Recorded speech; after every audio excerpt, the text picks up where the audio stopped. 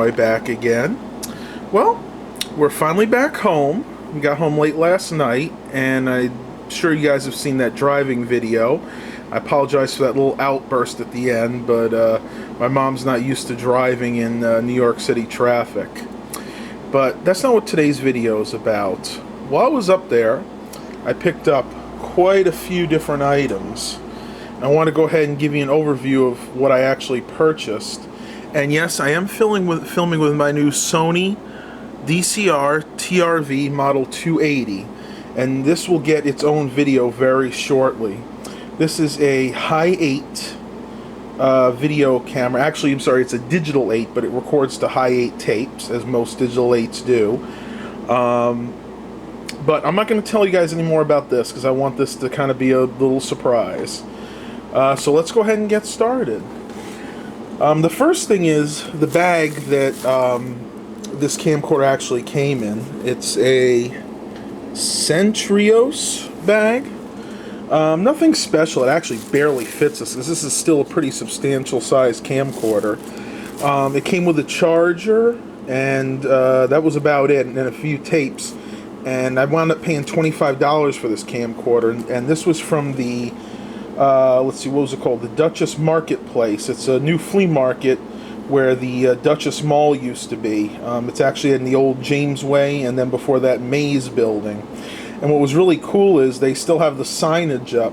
I remember this place from when I used to live there, and all the signs were up inside from James Way.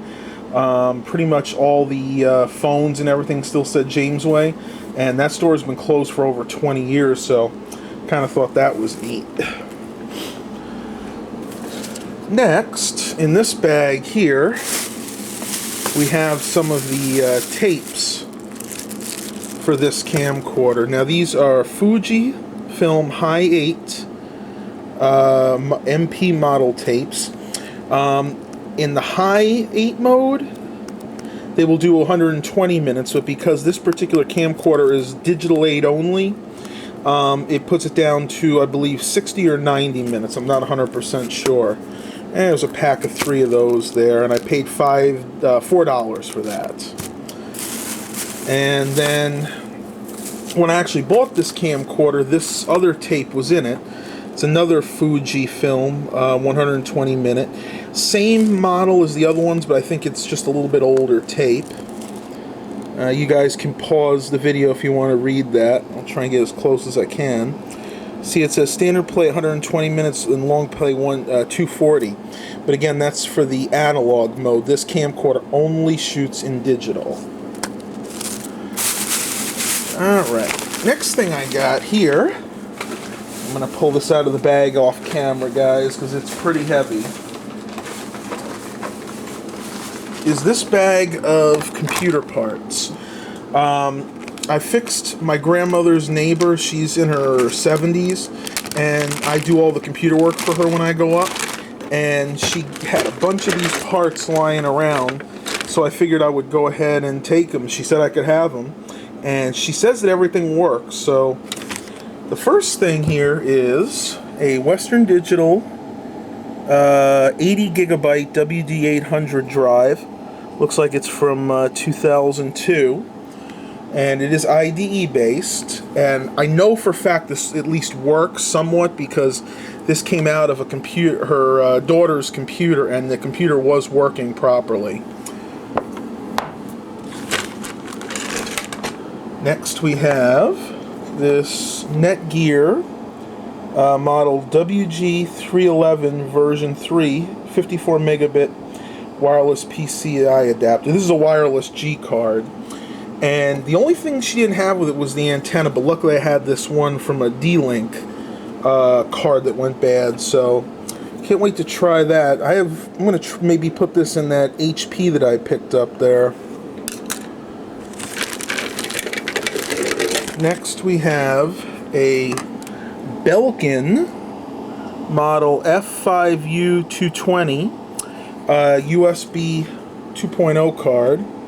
Still a little dirty in there. 4 USB ports, and then of course one rear one.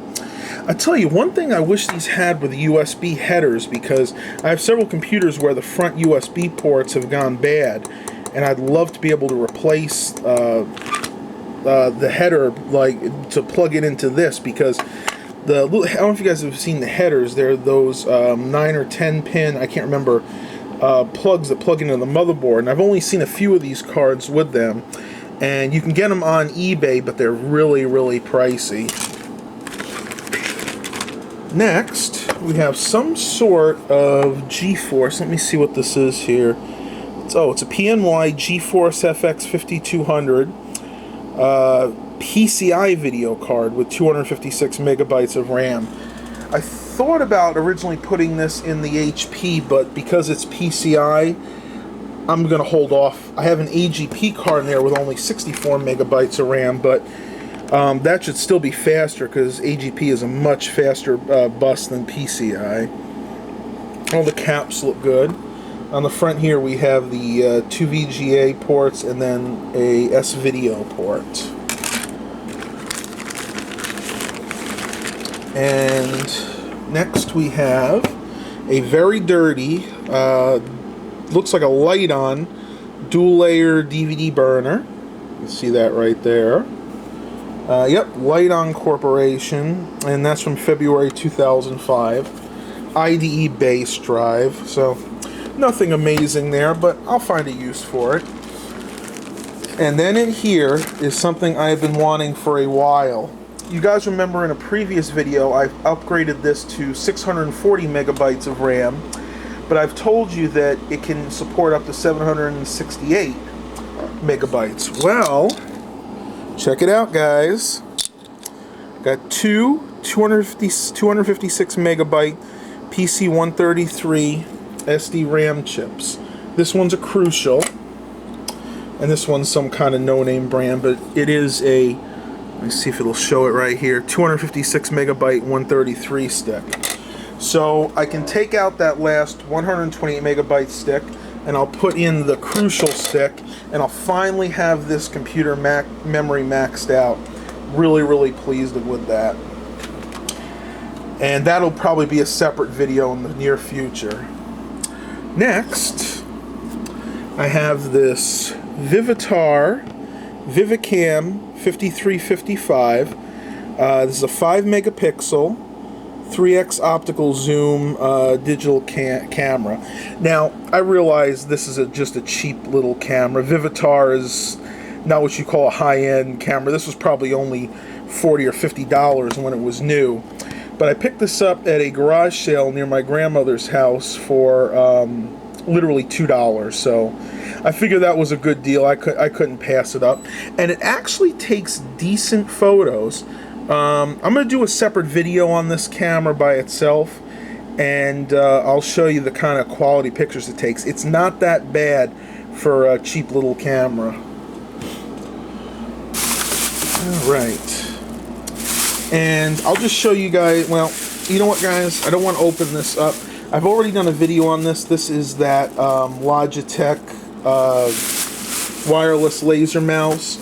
If you guys want to check it out, because I don't want to open this bag yet because I'm not going to use it right away. If you guys are interested in this, you can find that video I posted up a few days ago.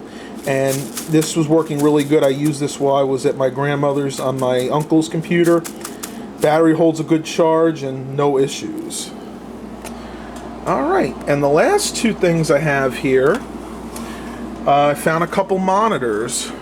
Woo! A little focus issue there. This is a Dell 17-inch. Let me see what the model is on this. We go in the back. This is a model. Let's see if I can get that. There's the information about it. Looks like 78682. So it's definitely a 17-inch monitor. No DVI on this. This is strictly VGA only. And I got this at the local Goodwill there. And I gave $12.99 for it.